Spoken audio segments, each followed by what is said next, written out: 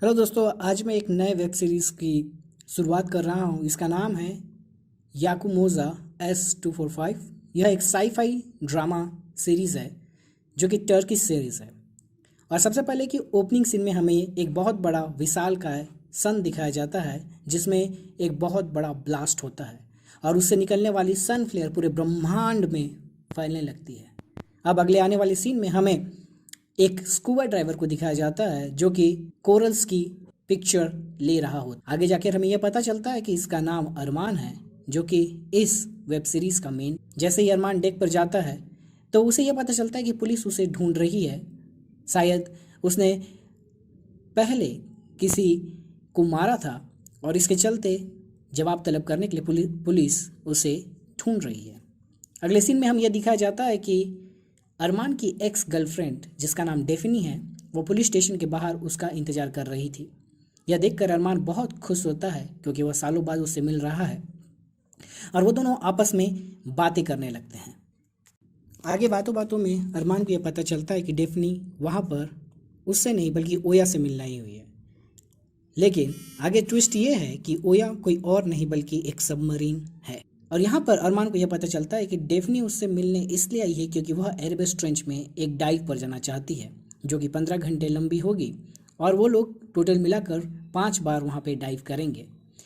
Daphne के साथ उसका क्रू होगा जिसमें उसकी असिस्टेंट राना, ओशिनोग्राफिक फेलिक्स, उसका पुराना दोस्त जेम्स भी साथ में होगा। आगे बातों बातों में अरमान को यह पता चलता है कि इस डाइव को स्पॉन्सर करने वाले कोई और नहीं बल्कि यानलिक किंग है। और यह बात सुनकर अरमान थोड़ा डिसअपॉइंट हो जाता है क्योंकि यानलिक किंग कोई और नहीं बल्कि अरमान के पिता हैं और उन दोनों के बीच के संबंध कुछ ठीक नहीं हैं। अरमान और डेफनी के बीच बहस होती है। डेफनी वहाँ से अरमान को पूरी बात बिना बताए चली जाती है। साथ ही साथ वो उसे अपने होटल का पता बता देती है कि अगर उसका दिल बदल जाए और वह काम करने के लिए तैयार हो जाए तो वो उसे डाइव के बारे में और पूरी जानकारी देगी। अब अरमान अगले सीन में डेफनी और उसके साथ बिताए हुए पलों को याद करता है और उसकी पिक्चर को अपने फ़ोन पर देखता है।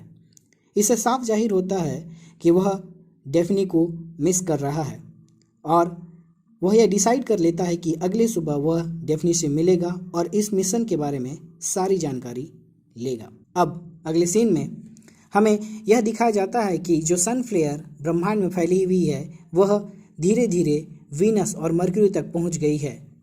साथ ही साथ यह सन फ्लेयर एक मानव निर्मित सैटेलाइट से टकराती है। वहां से जो सिग्नल पास होते हैं वह नीचे बैठे पृथ्वी पे जो स्पेस स्टेशन है वहां पर सार्जेंट क्लैरिक को दिखते हैं और सार्जेंट क्लैरिक यह देखकर बहुत ज़्यादा डर जाती है और वह अपने सुपरवाइज़र को इस बारे में बताती है। उसकी सुपरवाइज़र उस स्क्रीन को देखकर उसे अपने काम पे ध्यान देने और किसी से कुछ न कहने की बात कहती है। यह देखकर सार्जेंट क्लैरिक थोड़ा घबरा जाती है और उसे शक होने लगता है। अब अगले सीन में अरमान डेफनी से मिलने होटल चला जाता है जहां पर उसकी मुलाकात केन से होती है। केन कोई और नहीं बल्कि डेफनी का मंगेतर है। अब वहां पर डेफनी अरमान को एरेबस ट्रेंच जहां पे वो डाइव करने वाले होते हैं यह बताती है कि वहाँ पे हाइड्रोकार्बन मिलने की बहुत सारी संभावनाएं हैं, इसलिए उस अरमान के पिता की कंपनी उन्हें फाइनेंस कर रही है। अरमान जो कि एक ओशन लवर है और वह कभी यह नहीं चाहेगा कि वहाँ पर ऐसी कोई गतिविधि हो जिसके चलते ओशन और उसमें रहने वाले प्राणियों को, जीव जंतुओं को कुछ प्रॉब्लम हो। इसलिए वो यह बताती है कि अगर वहाँ पे बहुत सारी कोरल्स जो कि मिलने की संभावनाएं काफ़ी ज़्यादा है, अगर वहाँ पे मिल जाते हैं तो सरकार उस खनन के लिए, उस खुदाई के लिए वहाँ पर रोक लगा देगी। तो साथ ही साथ वो उसे यह भी बताती है कि अगर वो इस ड्राइव में उसके साथ चले तो शायद वो लोग कोरल को खोज कर उसके पिता को वहाँ पर खुदाई करने से रोक सकते हैं। यह बात सुनकर अरमान खुश होता है और वह उनके साथ इस मिशन में आगे जाने के लिए तैयार हो जाता है। अब आने वाली सीन में हमें यह दिखाया जाता है कि अरमान डेक में खड़ा है और अपने सबमरीन ओयो को उस शिप में लोड कर रहा है जिसके जरिए वो एरेबस ट्रेंच तक जाने वाले हैं। यहाँ पर उसकी मुलाकात राना से होती है जो कि डेफनी की असिस्टेंट है। साथ ही साथ यहाँ पर उसकी मुलाकात अपने पुराने फ्रेंड जेम्स से होती है और ओशिनोग्राफिक फेलिक्स के साथ भी वो इसी जगह पर मिलता है। अरमान यह देखकर डिसअपॉइंट होता है कि वहाँ पर केन भी मौजूद है, लेकिन जेम्स उसे यह बताता है कि केन वहाँ पर उनके मूवमेंट और उनके मिशन को शूट करने के लिए आया हुआ है। कहता है कि सार्जेंट क्लैरिक एक मीटिंग हॉल के बाहर अकेली बैठी हुई है और वह अंदर बैठे अपने सुपरवाइजर्स को बात करते हुए सुनती है कि अब उनके पास ज़्यादा समय नहीं बचा है और वो सब हेडक्वार्टर से आने वाले आदेश का इंतजार कर रहे हैं। यह देखकर सर्जन क्लारिक को कुछ डाउट होता है और वह सतर्क हो जाती है। केन और डेफनी आपस में बात करते हैं। यहाँ पर केन अपने दिल में बसे हुए डर को बताता है कि कहीं ना कहीं अरमान बहुत हैंडसम है और अब वो जब उनके साथ वहाँ पर है तो उसे डर है कि कहीं डेफनी का झुकाव फिर से अरमान की ओर ना हो जाए। यहाँ पर डेफनी उसे बताती है कि अरमान काफ़ी मूडी, इसी के कारण ही वे दोनों अलग हुए थे और वो ऐसी गलती दोबारा नहीं करेगी। अब अगले सीन में हमें यह दिखाया जाता है कि सनफ्लेयर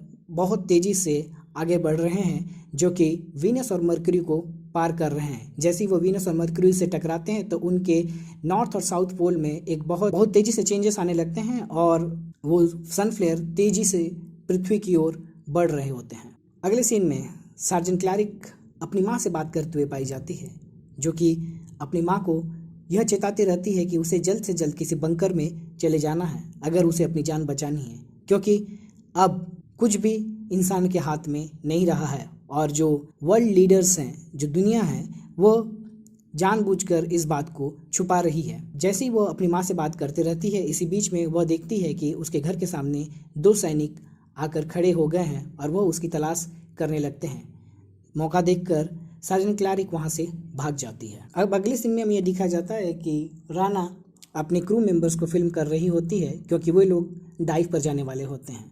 यहाँ पर आकर डेफनी सबको बताती है कि पहली डाइव जो है वो सिर्फ एक टेस्ट डाइव होगी और इसके बाद कंफर्मेशन ड्राइव होने वाली है।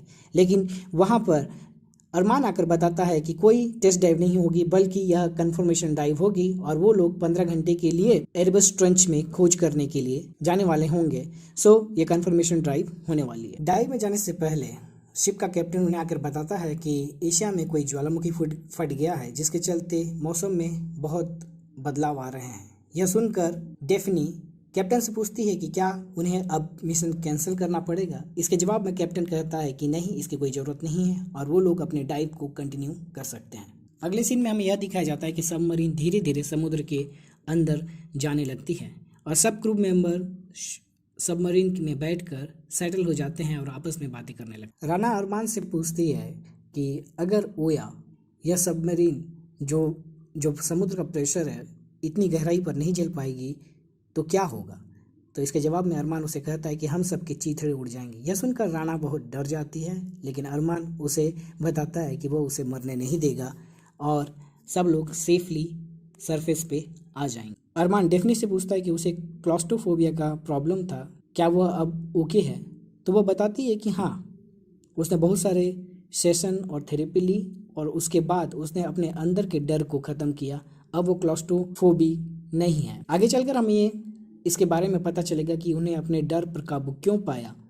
इसमें थोड़ा सा सरप्राइज और थोड़ा ट्विस्ट है, जो कि आगे चलकर आने वाले एपिसोड में आपको पता चलेगा। अरमान को कोई रोशनी सी चीज़ दिखती है और वह देखकर घबरा सा जाता है। बाद में बात करने पर यह पता चलता है कि वो लोग अभी एफोटिक जोन में हैं, जहाँ पर चारों तरफ अंधेरा ही अंधेरा है और रोशनी दिखने की कोई संभावना नहीं होती है और अभी शाम के 5 बजने वाले हैं। यह बात सुनकर डेफनी यह डिसाइड करती है कि अब वो समय आ गया है कि उन्हें ड्राइव छोड़कर ऊपर जाना स्टार्ट करना होगा और वो लोग ऊपर जाने को तैयार हो जाते हैं और धीरे धीरे असेंड करने लगते हैं।